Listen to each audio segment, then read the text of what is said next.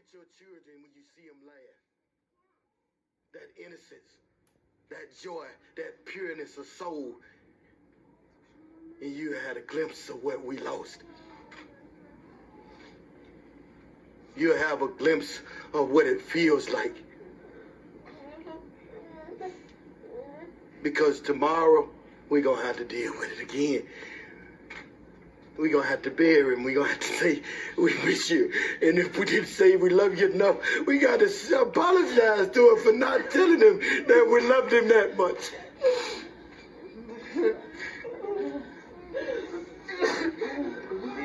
Father, to my cousin, man. I gotta go. I have to go. Y'all took my cousin from me. I just want y'all to know that y'all took my cousin from me. Y'all took the wrong person. That wasn't the person who take because he wasn't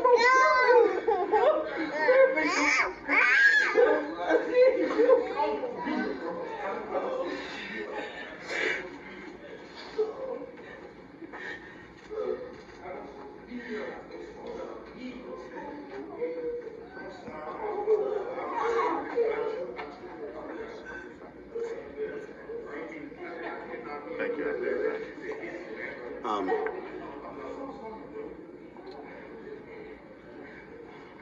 I'm really not sure what else America needs to see. On the rerun of George Floyd,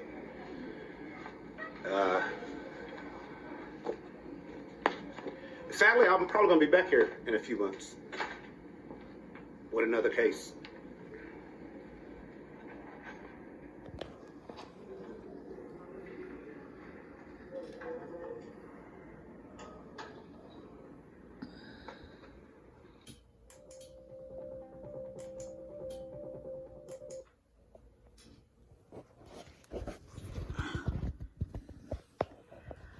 Yes, I'm paused. I'm taking a minute and I gotta digest this because my thing is that looking at the family of Rayshard Brooks is heartbreaking. I mean, you know, we have witnessed the 26-year-old black man back in February who was killed by two white men, former police officer and his son.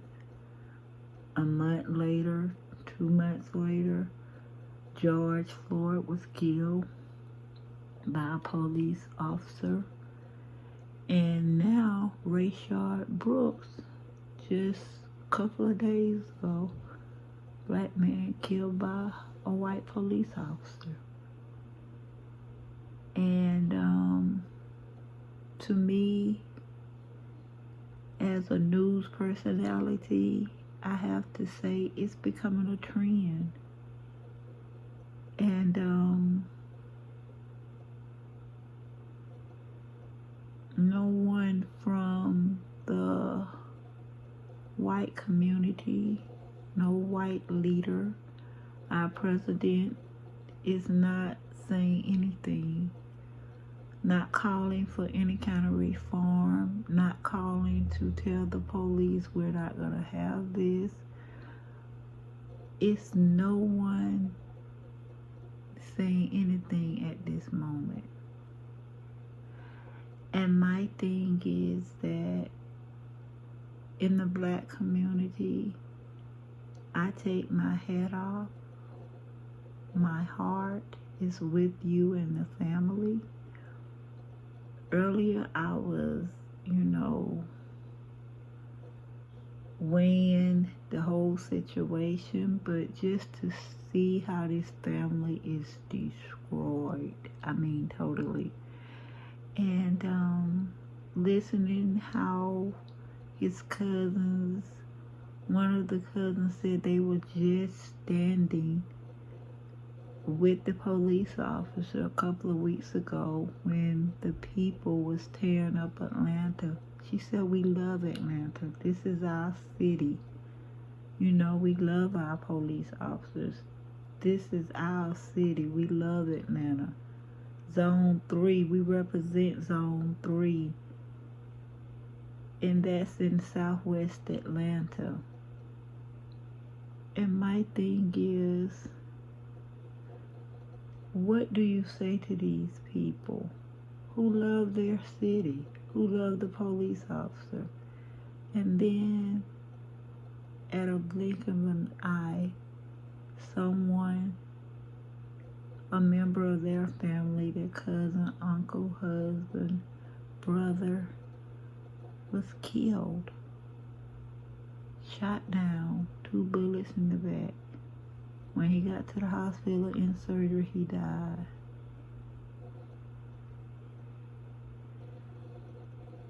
And as I look back at the videotape, it started off with a conversation. You know, we cannot turn back time. So when we're in a situation, if the cop would have let him say, okay, get out the car. If you're not, if you're under the influence and you can't drive, let me pull your car over here in the parking lot. I'm gonna take your keys, you sit over here in the parking lot, and when you get better, I'm gonna call one of your family members and they can ride you home. Why did this have to be a killing? Why did this have to end up to an altercation? What was the arrest? He was on private property. He was not on city property. So how could you come and do an arrest because he's probably intoxicated, have been drinking, but he's not moving. The car is parked. He's not doing anything unlawful. So why was it? What gives the right of the police officer to come and arrest him during a time that he was in a parked car, not traveling on city streets? The car was parked, turned off, the keys was not in the ignition, and the only way he was breaking the law if he was stopping traffic in the drive-through. And if that was the case, okay, move the car. Okay, move the car. Tell him, sir, I know you've been drinking. Step out the car. I'm gonna move your car. You get back in the car. Or do you want me to call you somebody that can come and pick you up? Why did it have to lead to you killing him, shooting him twice in the back? Okay? And the family lawyer spoke on, which I had a question about earlier, was why was Rayshard Brooks resisting arrest? And it makes sense to me now. He was afraid that from the outcome of George Floyd, he knew if they put him in handcuffs, they could do anything to him. So he fought and he ran. He fought for his life and he ran for his life, but the cops still killed him. The cops have not been charged yet, but to me, the cops should have been immediately charged. But I understand everything has to undergo investigation, because what you don't want to do, you don't want to lock anyone up and then he be able to sue the city for locking him up and charging him, and it wasn't a crime. But right now what they are allowing him to do is get all his stuff in order for us with his attorney, take care of his wife, family, and kids, because he will be charged in a couple of days. So what they are doing is stalling it, but the officer will be charged with murder. Okay? The autopsy already say that it is a homicide. Looking and listening to the mayor of Atlanta, Keisha Land Bottoms, Keisha Land Bottom ordered changes to the Atlanta Police Department use of force policy Monday in the wake of outrage over the fatal police shooting of Rayshard Brooks. Brooks was fleeing with the taser of an officer who has been trying to arrest him on Friday at a Wendy's drive-thru when the officer opened fire. An autopsy determined the 27-year-old had been shot in the back twice.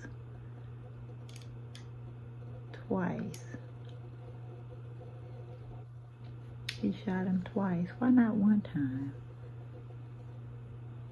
And ruled his death a homicide. The killing reiterate the demonstration protests racism and police brutality against black men and women following the Memorial Day police killing of George Floyd in Minneapolis. Bottom describes the shooting as a murder and said it didn't have to end that way.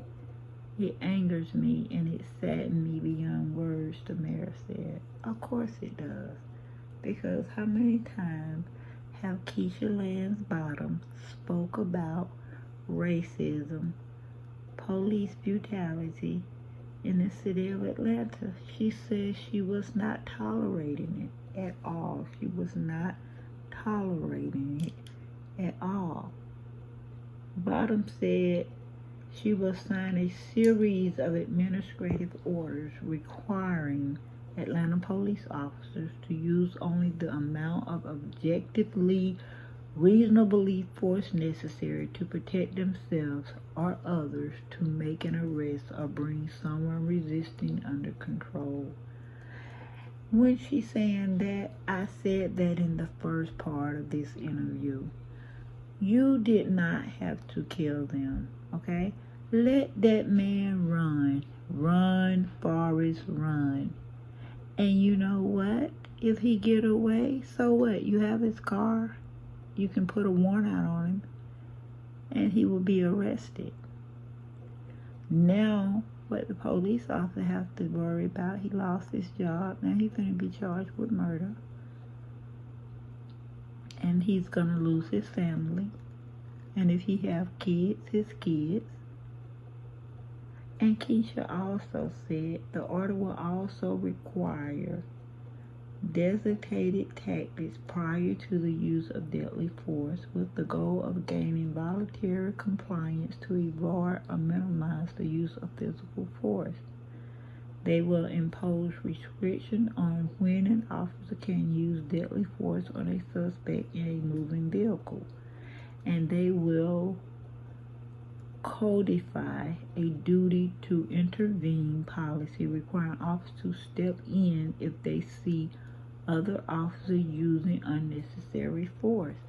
That means that it was 2 officers on the scene. And the other officer should have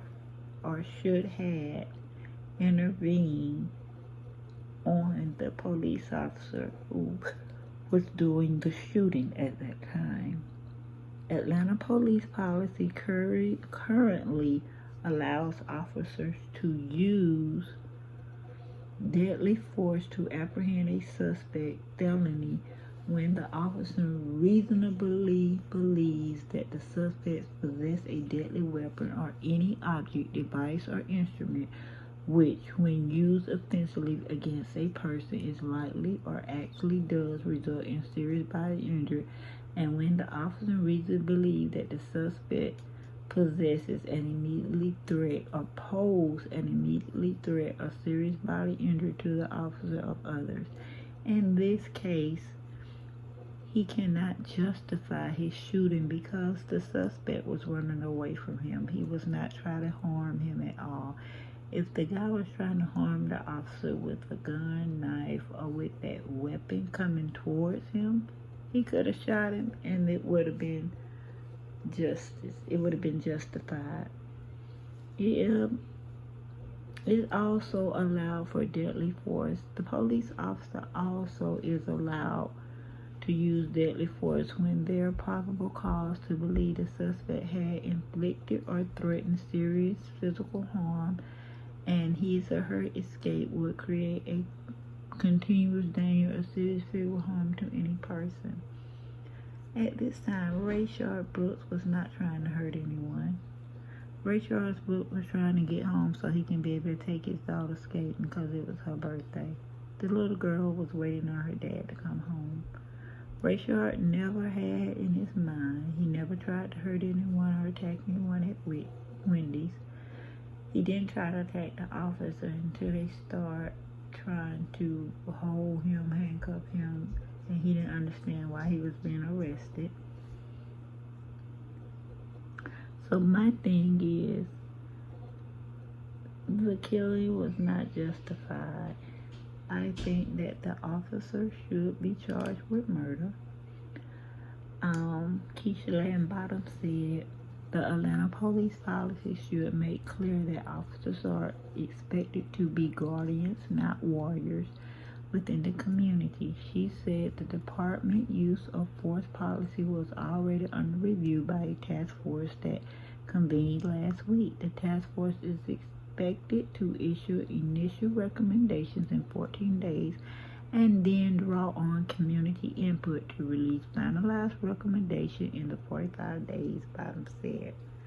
With this being said, the chief of police stepped down.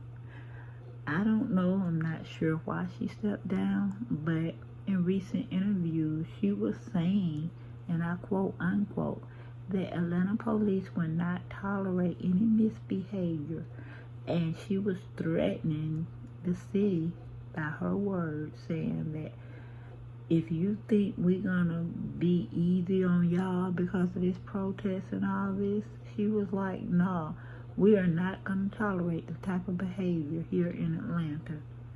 And she showed them by allowing one of her police officers to shoot a black man in the back twice from running from a police officer. My thing is, if the chief would have took more responsibilities and was talking to her officers, telling them what we're not going to do, then this incident could have been prevented. Yes, I do blame the chief.